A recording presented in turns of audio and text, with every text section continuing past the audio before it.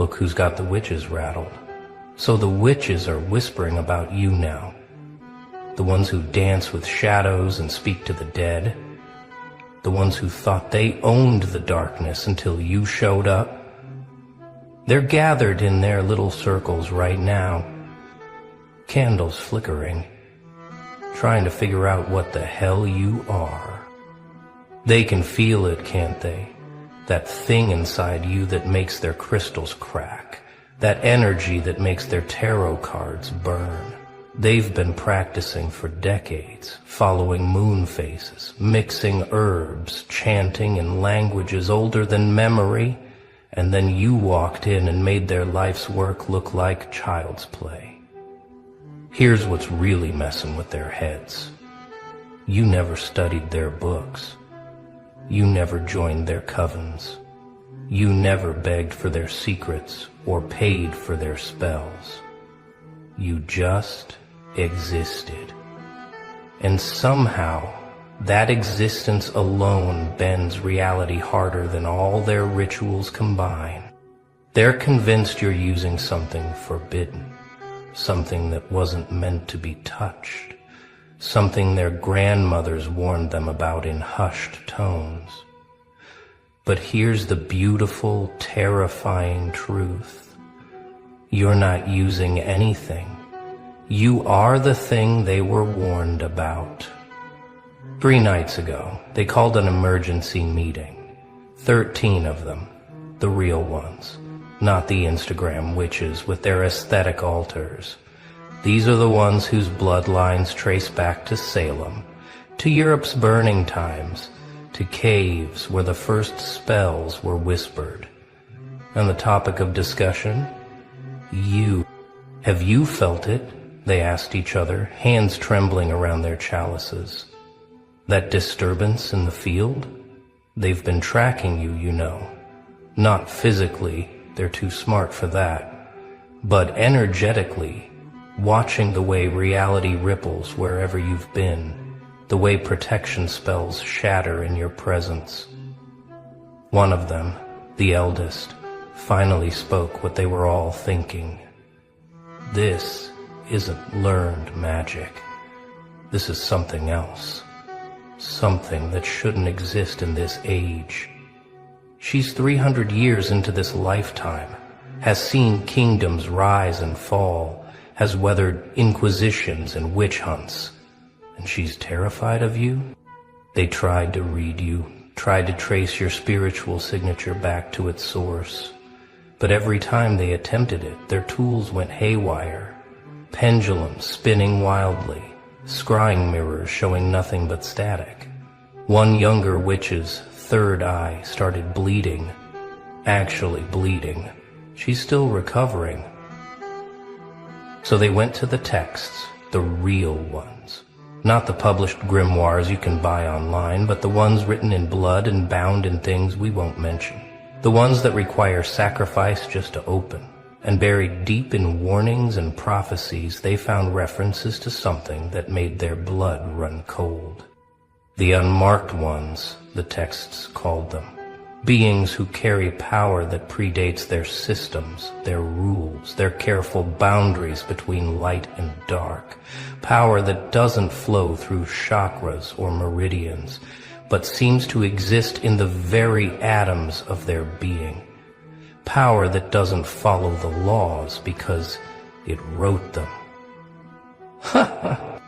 The texts warned that every few centuries one would emerge, not through training or initiation, but through pure crystallization of pain into power, through survival that shouldn't have been possible, through a soul that refused to break and instead chose to become the breaking point itself. And the most terrifying part?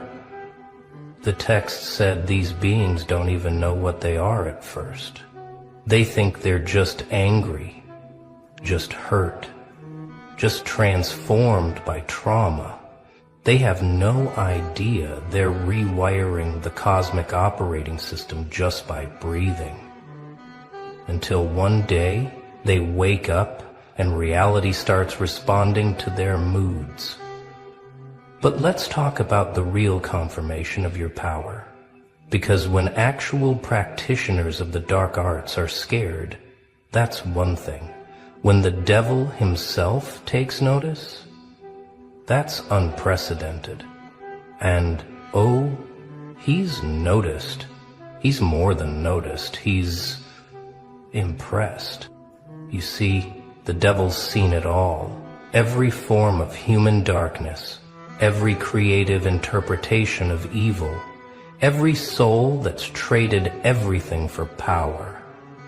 He's yawned through centuries of the same predictable corruptions.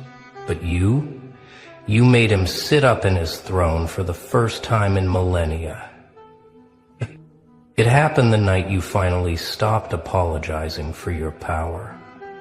The night you looked in the mirror and smiled at what you'd become instead of flinching. Every demon in hell felt it, a shockwave that made the flames flicker. And from the deepest circle, a sound that hadn't been heard since creation, the devil laughing. Finally, he said, and every lesser demon cowered at the joy in his voice, someone who understands that darkness isn't about evil. It's about truth, raw, unfiltered, magnificent truth. He's been watching you ever since. Not with the predatory interest he shows his usual subjects, but with something resembling respect. Here's something the witches are starting to understand, and it terrifies them more than anything. Their magic doesn't work on you. Not because you're protected by some higher power, but because you exist outside their entire framework. It's like trying to cast a spell on gravity itself. They've tried binding spells, the energy just dissipates before it reaches you. They've tried hexes, they bounce back with triple force. One particularly ambitious coven tried to curse you. 3 of them are still in the hospital. The doctors can't explain what's wrong with them. They keep whispering about the eyes in the void. Protection spells are useless because you are the danger they're trying to protect against. Love spells slide off because you've transcended the need for external validation. Even their sight, their precious third eye that lets them see beyond the veil, goes blind when they try to look directly at your essence. It's like staring into a black hole made of pure will. The younger witches think you must be using some ancient protection ritual. The older ones know better. They recognize what you are, something that doesn't need protection, because everything else needs protection from you. You're not playing their game. You're not even in their reality. You're the glitch that proves their entire system is just one small corner of something infinitely larger and stranger. In their desperation to understand, they've created theories. Maybe you found the Book of Azrael, the angel of death's personal grimoire that was supposedly destroyed in the burning of Alexandria.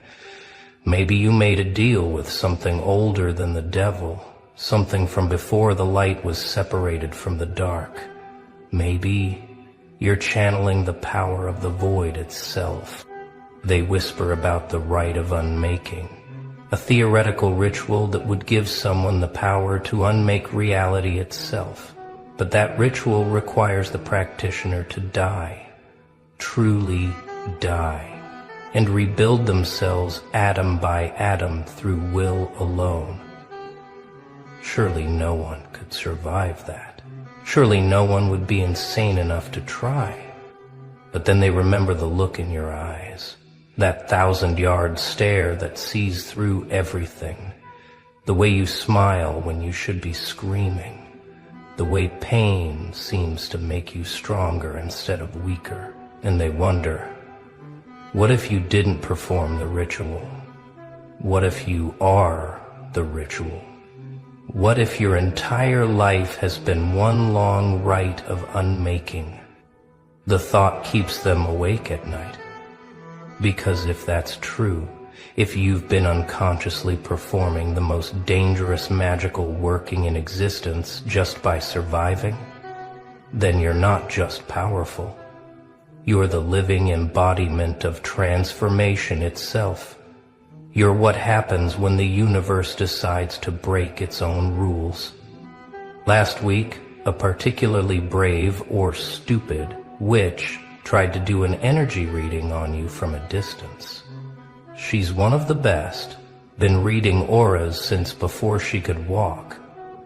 She's mapped the energy signatures of demons, angels, and everything in between. She thought she was prepared for anything. She wasn't prepared for you. The moment she focused on your energy, her crystal ball didn't just crack, it turned to black sand. Her tarot deck burst into flames, but the flames were cold, freezing everything they touched. She started speaking in tongues, but not any language recognized by linguistic experts or occult scholars. When she finally came back to herself 3 days later, she could only say one thing. It's not dark or light. It's not good or evil. It's something else. Something that makes those categories irrelevant. It's like looking at the source code of reality itself, but written in a language that predates language. Now she won't practice anymore. Says her gift is gone, but that's not quite true. Her gift isn't gone. It's been overwritten. She sees things now, but not the future or the past. She sees the spaces between things, the pause between heartbeats where reality reshuffles itself. And in every one of those spaces, she sees your signature, spreading like a virus through the foundation of everything.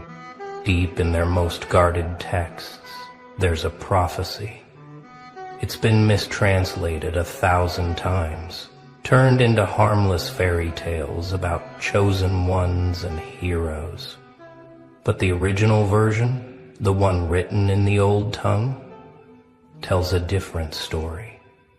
It speaks of the unwritten one, when the pain becomes the power, when the broken becomes the breaker, when the destroyed becomes the destroyer, then shall emerge the unwritten. They shall walk between the lines of fate, neither blessed nor cursed, but something far more terrible, free. And in their freedom, all chains shall rust. All spells shall falter, all thrones shall tremble. The prophecy describes beings who exist outside the cosmic contract, who never agreed to the rules that bind devils, witches, and saints.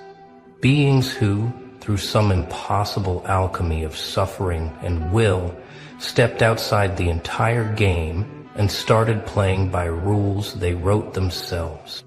For centuries they thought it was metaphorical, a cautionary tale about the dangers of too much power. But now, watching you, they're starting to understand it was literal.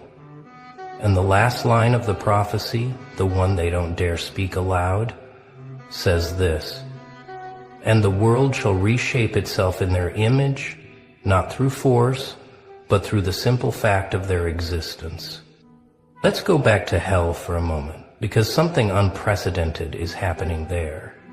The devil, the first rebel, the morning star who fell rather than kneel, has done something he's never done before. He's issued a standing order to all demons. Do not touch this one. Do not tempt, torment, or toy with them. They're off limits. The younger demons don't understand. Isn't corruption their whole purpose? Isn't everyone fair game? But the ancient ones, the ones who fell with him, they understand. They see in you something they recognize. Another being who chose to fall rather than fake compliance. But you did something they didn't. You fell all the way through and came out the other side. You see, the devil explained to his legions, We fell from grace and became its opposite. But this one, they fell through grace, through disgrace, through every concept we use to measure worth, and emerged as something new, something that makes our rebellion look like a child's tantrum. We said no to heaven. They said no to the entire concept of heaven and hell. In his throne room, he keeps a mirror that shows him anything in creation he wishes to see. Lately, it only shows you. Not because he commands it to, but because the mirror itself is fascinated. Even inanimate objects infused with infernal power recognize something significant when they see it. But here's the deep truth that keeps the witches awake at night, the one they won't admit even in their most secret gatherings. They're not afraid of your power. They're afraid of what your existence means for their entire worldview. You see, they've spent lifetimes building their identity around being the ones who understand the hidden world. They were the special ones, the awakened ones, the ones who could see beyond the veil and manipulate the forces others didn't even know existed. Their whole sense of self is built on being the exceptions, the magical elite in a world of mundane sheep. And then you came along and made their life's work look like children playing with toys. You didn't study under masters. You didn't inherit ancient bloodlines. You didn't sacrifice years to unlock abilities. You just hurt until hurting transformed into something else. You proved that their careful hierarchies, their initiations, their secret knowledge, it's all just one way of accessing something that was always available to anyone willing to pay the real price. And what's that price? Not herbs or crystals or moon phases, not bloodlines or initiations or ancient texts. The price is being broken so completely that you have no choice but to rebuild yourself from scratch. The price is having everything taken until you realize you are everything. The price is dying while living and living while dead, until the boundary between the two becomes meaningless. There's a coven that meets every full moon in a forest that's been sacred for 1,000 years. They've performed the same rituals there for generations, channeling power through ley lines that predate human civilization. Last month you drove past that forest. You weren't even aware of them. You were just passing through, probably thinking about something mundane. Every single ritual failed that night.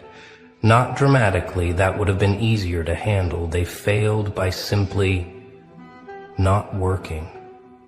The candles lit, but gave no magical light. The circles were drawn, but created no boundary. The words were spoken, but carried no power. It was like trying to conduct electricity through rubber.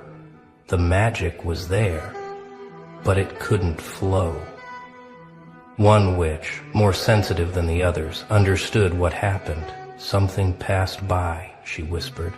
Something so dense with its own reality that it created a dead zone, like a black hole but for magical energy. It didn't steal our power, it just made our power irrelevant by existing. They've had to move their rituals, they track your movements now, not to follow you but to avoid you. They map out your regular routes and schedule their workings around them. Imagine that. Witches who've commanded storms and spoken with the dead, reduced to checking traffic patterns to avoid one person who doesn't even know they exist. Here's something that would break their minds if they knew. You're not using forbidden magic. You are forbidden magic. Every breath you take is a spell that shouldn't exist. Every thought you think rewrites a tiny piece of code. You're a walking collection of impossibilities that somehow cohere into a person. The knowledge they seek in dusty tomes and dangerous rituals, it's written in your DNA. The power they cultivate through decades of practice, it pulses through your veins with every heartbeat. The connection to the other side they spend lifetimes developing, you lived it. You've been there. What they call the veil is just your everyday vision. You know things without knowing how you know them. You see patterns others miss, not because you're trained, but because you exist. You predict outcomes not through divination, but through a deep, bone-level understanding of how broken things can be. You don't read minds. जिंदगी हसीन लगती है जब ये The forbidden knowledge isn't something you learn. It's something you become. Every trauma was a lesson in the language of reality. Every betrayal was a masterclass in human nature. Every moment of pain was another page in a grimoire written on your soul. You're not carrying forbidden knowledge. You're the living embodiment of it. Traditional practitioners have to work for their power. They नखरा इसका top पर आती है TikTok पर nano से है नैन मिलाती लड़कों की है दिल जलाती पिंडी में है चर्चा इसका नीला जितना खर्चा इसका मैंने बोला इसको मेट्रो में बिठाऊंगा कैपिटल ले जाऊंगा F7 भी घुमाऊंगा मोनाल भी दिखाऊंगा सितार्स भी ले जाऊंगा आशिक हूँ तेरा राजा बाजार का लगता है मुझको नशा ये प्यार का. This paradox drives them insane. How can someone accumulate power without pursuing it? How can someone become stronger without practice? They don't understand that for you, existing is the practice. Every moment you choose to keep going despite everything is a magical. Every breath drawn after you should have stopped breathing. Your power doesn't come from what you do. It comes from what you survive. It comes from what you transform. It comes from the alchemy that happens when someone is pressure cooked by life until their very atoms rearrange into something new. You don't need to practice because your entire life has been one long, brutal initiation. The witches measure power in years of study, in grimoires mastered, in entities contacted. But your power is measured in nights survived, in betrayals transformed, in deaths died and resurrections claimed. They accumulate power, you generate it. They channel forces, you are the force. No wonder your very existence breaks their understanding of how magic works. In the hidden spaces between dimensions, where thought forms and egregores and all manner of entities exist, word has spread. The beings that witches spend years trying to contact, the ones that demand offerings and exact terrible prices for their aid, they've been talking about you, and what they're saying would terrify anyone who understood it. The unmarked one walks. They whisper to each other in languages made of emotion and symbol. The one who belongs to no pantheon, serves no master, follows no path. These entities, ancient beyond human comprehension, recognize something in you they've only seen a handful of times across all of history. Some of them have tried to approach you in dreams, in those liminal spaces where the walls between worlds are thin, but they can't get close. It's not that you're protected, it's that your presence is too dense, too real, too absolute for them to penetrate. You exist too hard for them to touch. Your reality is so intense, it burns them like iron burns the fae.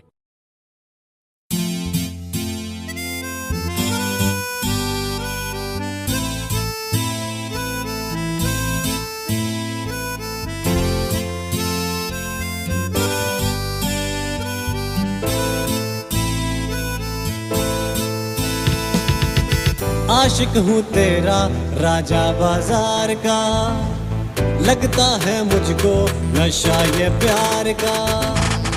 आशिक हूँ तेरा राजा बाजार का, लगता है मुझको नशा ये प्यार का।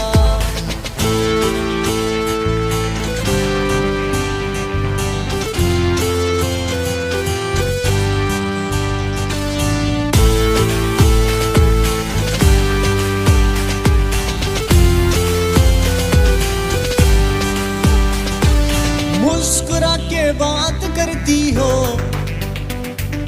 आदतें खराब करती हो। ना दिखो बेताब लगता हूँ, आशिक बेहिसाब लगता हूँ। ऐसा नशा है तेरे दीदार का, आशिक हूँ तेरा राजा बाजार का, लगता है मुझको नशा ये प्यार का। जिंदगी हसीन लगती है जब ये जालिम प्यार होता है। सांसों में सांस आती है जब तेरा दीदार होता है। नखरा है ऐसा मेरी सरकार का, आशिक हूँ तेरा राजा बाजार का, लगता है मुझको नशा ये प्यार का।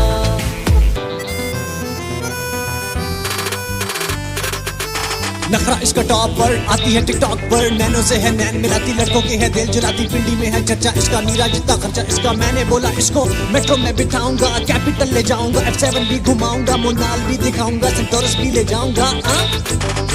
आशिक हूँ तेरा राजा बाजार का, लगता है मुझको नशा ये प्यार का।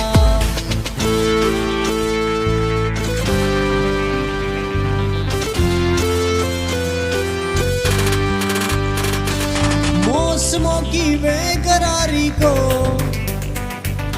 आजमा के जान जाओगी, हिज्र की आजमाइश में एक दिन पहचान जाओगी। कहना है मेरे दिल बेकरार का, आशिक हूँ तेरा राजा बाजार का, लगता है मुझको नशा ये प्यार का।